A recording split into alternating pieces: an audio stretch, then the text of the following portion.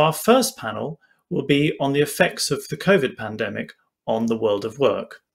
We'll have a live panel on that featuring 3 panelists, but before we get into that, we wanted to show a short sequence of 2 minutes of video that we recorded with 2006 Nobel Peace Prize Laureate Muhammad Yunus. And I asked him the question, how does he think that COVID will affect the world of work? And this is all the wealth of the world is in the hands of few people. Just a handful of people have all the wealth.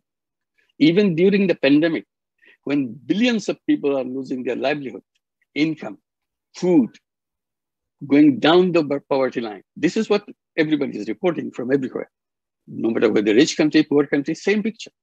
And in rich countries, you're giving free food, lines of food, and free money, $1,400 per family. Etc. You can do that, but not in the poor country. So they are starving or whatever they're doing. This is what the scenario is. So what I'm saying, all these people went down, further down. Entire world, the $5.50 was the income where below $5.50 per day daily income, half the population of the entire people belong to under that level. That's pre-pandemic. What pandemic has done, pushed it further down. You're no longer $5.50, maybe $4.50. Because you push those who are in the $2.50 at the poverty line, they're further down. So they went below the poverty line. So this is what happened. During the same time, people who are the billionaires, who are at the top, their wealth increased by $16 trillion in the same period.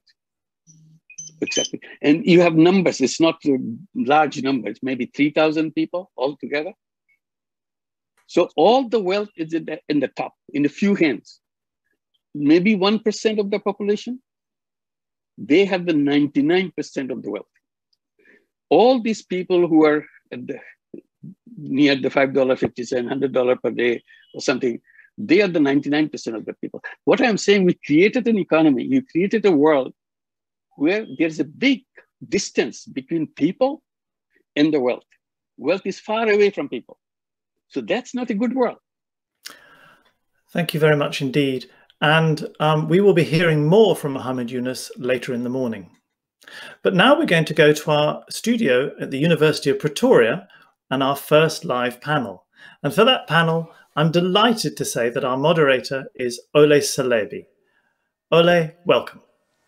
Thank you so much, Adam. Thank you. It truly is a pleasure to be hosting this event with you today, especially considering that it's the first time that this event is being hosted on African soil. So I'm excited about it, and we do have quite a lot of people that we are going to be interacting with today. We have an extraordinarily packed program. And in fact, Ole, your role is not just to be the moderator of this first panel, but you will be the host for our entire meeting, guiding us through the panel. So through the program. And so you have a remarkable amount of work to do. I wish you the very best of luck with it. I hope we might be able to show some of these workplace images a little later in the meeting. We'll see if we can get that organized. But for now, let me hand over to you and enjoy. Thank you, Adam. Thank you. It is a pleasure. So I think to get started, as Adam has said, it's really important that we set the scene and talk about the impact of COVID-19 on the future of work. So I'm just going to start off by introducing my panelists. The first one that I have is Christopher Pissarides, who is who received the 2010 Prize in Economic Sciences. And then in studio with me here today, I have Irma Eloff, who is Professor of Educational Psychology here at the University of Pretoria. And I'm also joined by Lebone Nkhumeleni, who is a lecturer in Business Management and Strategy, also from the University of Pretoria. So welcome to all of my panelists. I specifically really liked, just in listening to Muhammad Yunus's video, I specifically liked the emphasis that he placed on the fact that COVID has impacted the world by increasing the distance between rich and poor, right? And in South Africa, we have one of the highest Gini coefficients in the world. So we are one of the most unequal societies in the world. So I'm wondering, I would just like to get some general thoughts from my panel on what you think in general is the impact of COVID-19 on the future of work. I think, Chris, I'd like to start with you. What are some of your thoughts? Well, you've emphasized the inequality aspect. There is no doubt that COVID has increased inequalities. We know it from early data coming on. And we can also explain why, because the big problem that COVID has introduced is that working with other human beings, having direct human interaction, is not good for you, and that's what we stopped. And therefore, whose work depends on human interaction who have suffered, whereas the ones who can work from a laptop, from home, remotely, maybe they could even it because they were moved in that direction. And that's what we are seeing. Now, when the COVID crisis is over, this will be over to a very large extent. We're going to have a hybrid model, no doubt. After that, there will be some home working, but markets will be open again. And we might come back to what we had before. Now, of course, that doesn't say that before the inequality distribution was satisfactory. It wasn't. But it really is an extremely difficult problem as to what to do about it. And you know, there are suggestions. I'm sorry about that. I don't know how phones it. I just leave it. I thought I muted everything except for one. And that's one problem. Now, what the biggest impact though that we're seeing of COVID on work now is related to changing arrangements at work. You know, like there is new technology coming on. The technology we're using now is new. We can avoid lots of business travel. We can avoid direct meetings, not because they're a health hazard, but because it's easier to save costs and so on to do it like that. I think that's likely to remain with us. I don't think it's going to do anything for inequality the way that Mohammed Yunus was saying. You know, that's an ongoing problem, and it's more a problem of capitalist society than anything else. But there's, to paraphrase Winston Churchill, I know it's not a good system, but it's the best one we have. You know, what else can we do when it was tried? I mean, you know, you mentioned South Africa as having one of the biggest inequality coefficients. China has one of the biggest inequality coefficients, and it's supposed to be working under a communist state. My approach to that is that don't look at the Gini coefficients. They're not. I mean, they tell you the inequality of income, but you might say, well, so what? You know, why should I care about inequality? You might say something like that. What I should care about is poverty. And inequality and poverty do not always coincide. You know, you might have some extremely wealthy people, and you might still have no poverty. So as a policy measure against those, and that's really, although during the COVID crisis we've been seeing a little bit of that, at least in advanced countries, is address poverty. You know, try and provide social services, good health, good education for poor people. We do have models of countries that do that, and they also have the highest happiness index.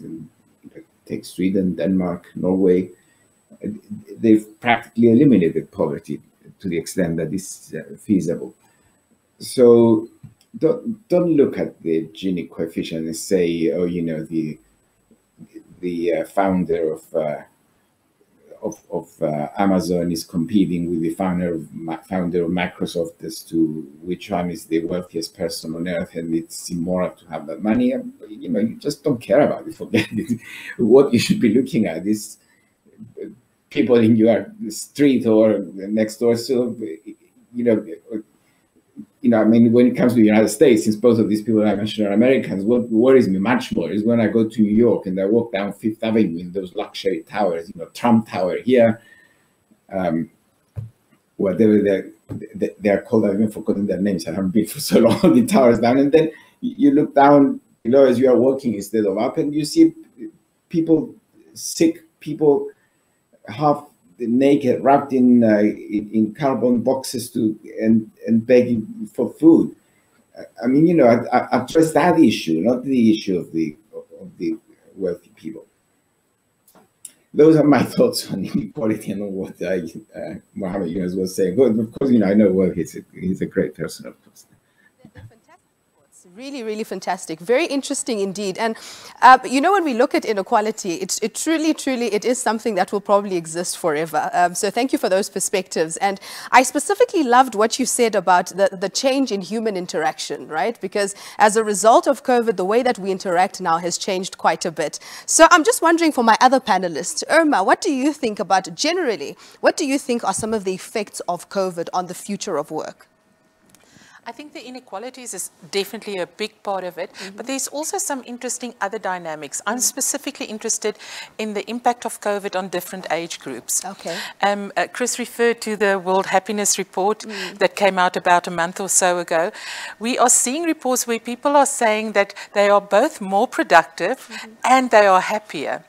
But it does depend on the age group. The global average for the age group 50 and above is actually a little bit higher than it was a year ago, just before the pandemic came.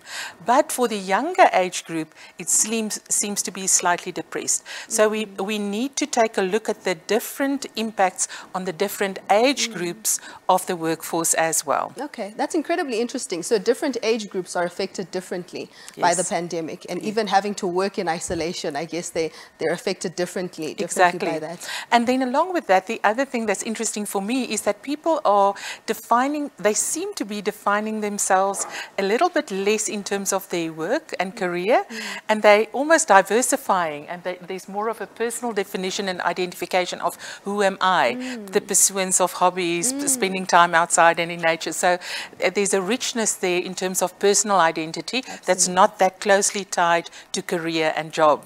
That's incredibly interesting, because it kind of reminds me of Maslow's hierarchy. I guess people are more focused on that self-actualization aspect now. Yes. Thank you, Irma.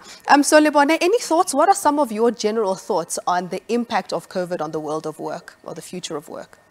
Yes, thanks, Ola. When I just reflected, I thought about the pervasiveness nature that COVID presented when it, landed in our world last year. And it felt like it was an expected visitor who just decided to come slightly earlier than we expected. So we had the world scrambling around trying to get the house in order. And in doing so, what then got elevated is that leaders had to respond with so much urgency and care. And in that midst also, being able to not have their frame closely linked to their immediate circle, but you started seeing that things are becoming more interconnected. Yes. So leaders had to think more at an ecosystematic level. Yes. And what that then demanded is, how do you understand those shifting priorities? Therefore, what COVID is presenting in the line of work is reconfiguring purposefulness in work. Oh, absolutely. And there's three aspects that I actually thought of more deeply. The first one being, as I mentioned about the responsiveness of leaders, is even in that leadership response, what was then also required is to understand that this interconnectedness means that there is shifting demands, there's shifting priorities. And with that as well, that spilled over into business models. Yeah. And because business models were changing, naturally so what would happen is that the way of work will shift in one way or another. Is it going to be long term? We still wait to see if it's going to be. And tapping back into what Irma has mentioned, what I found interesting is that it's projected that 50% of the workforce by 2025 is going to be millennials. What do millennials prefer? Yes, they absolutely. prefer meaningfulness in work, they prefer flexibility, they prefer innovation, and that's what they value. So that actually is interesting enough to start giving direction as to how business will have to think about the configurations of work for the millennials and any other age group for that matter. Because what's also happening is that the traditional, I'd say, linear way of career development is slowly diminishing. So as Irma once again mentioned, you're not seeing that people are retiring at the same age as they previously did. And now what also is becoming more prevalent within the millennials is the gig economy. They don't want to be tied down to one specific organization. They want to be able to contract and offer their services where they feel valued the most. So that's what I found particularly interesting. And last but not least, how that translates into the dynamics within society is that, yes, COVID came, interrupted us, and created this contrast that in as much as we were in isolation, we still crave that human connection. Yes, absolutely. And that human connection is that what's going to bring us back to think about shared value and working together in making sure that, yes, we are confronting the challenges that are presented in the world. Thank you, Lebone. That's really powerful. I specifically like the point that you made about reconfiguring purposefulness in work. I think that's a really powerful, catchy phrase right there. I'm wondering, Chris, what else would you like to add in addition to what the two other panelists have said? What I'd like to add actually is that one aspect of the future of work, as we moved into more and more remote work, both at the level of the labor market, but also in the platform economy, the online deliveries, online shopping, and that created a lot of what we call the gig economy, which is essentially autonomous. It's supposed, if you want to be kind to it, you can call it autonomous work or independent work, but in fact, it's not real work with good prospects and good protection. Like in Europe especially, we value very much the protection that is offered at work, the health coverage, annual holidays, to go somewhere else, yes, absolutely, change, any support that you might have. And the gig work, which is growing very, very fast, is not offering that because they're not employees, they are self-employed. If you feel sick and you want to go to the doctor, then you lose a day's work and you don't get paid. Yeah, absolutely. It's based on 0-hour contracts. You paid according to the hours that you work. Yes. And that's and especially there are no promotion prospects, and that's what governments need to regulate. They're beginning to. There is a new law has just passed in Spain where delivery workers should be taken on as full-time employees and given the same as employee rights by the person using them. There was a ruling in Britain about Uber drivers that they should be regarded as employees. And I think that's absolutely essential because they're going to support the economy of the future. Online shopping will remain. We've got so used now, at least over here in the last year, not going to supermarkets. I dreadfully thought that I might have to get into the car to go to a supermarket to shop in the future. I just do everything online. You have nice pictures of everything you want to buy. Yes. And they're very quick to take back something if you don't like it. But then I hate the idea that the people who deliver that food to me, then if their child is sick next day, they lose money. They go, company goes to get someone else and doesn't pay them. So it's essential that that should be fully protected as full-time work. Okay, that's very interesting. Thank you very much, Chris. I'd just like to give you literally just a few seconds of closing remarks. Unfortunately, we've come to the end of this session. It was incredibly interesting, and I wish we could say more. But just short closing remarks from you, Irma. Well, our history shows that adversity actually sparks innovation. So I look forward to experience what the world of work will be for all of us. Thank you. Thank you for that, Irma. Lebone, closing remarks? Yes, certainly. So, I really...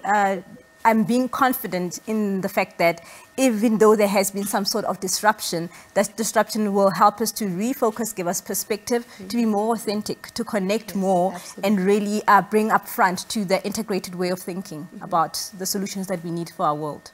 Thank you. Thank you so much, Lebone. I think I'll give the final last sentence to our laureate. Chris, one final sentence in your closing remarks. One final sentence says that we should address the whole issue of what COVID along with the new technologies, digitalization and so on, are doing to the bottom end of the labor market. I mentioned gig economy, I mentioned poverty, all these things, they go together. You know, forget, you know, the professional people, the millennials who've been to university and all that, they know how to take care of themselves. See what's happening at the bottom of the labor market, because their situation is not improving at all, despite the fact that technology is racing ahead and providing all these new wonderful things. Yes. Thank you so much, Chris. Thank you for those closing remarks, and thank you as well to Irma and to Lebone.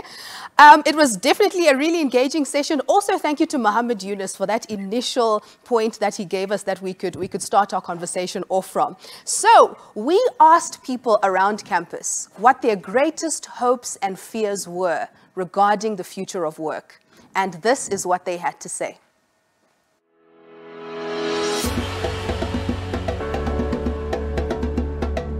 My greatest hope for the future of work is for companies to invest more in individuals, in the actual human being, as opposed to investing in information and data, because where people are is where innovation starts. My greatest hope for the future of work would be that humanity should embrace the fourth industrial revolution. I believe that automation should be viewed as something that will complement humans rather than substitute them. My greatest hope for the future of work is to involve myself in organizations that are able to help people that are less privileged and are unable to help themselves.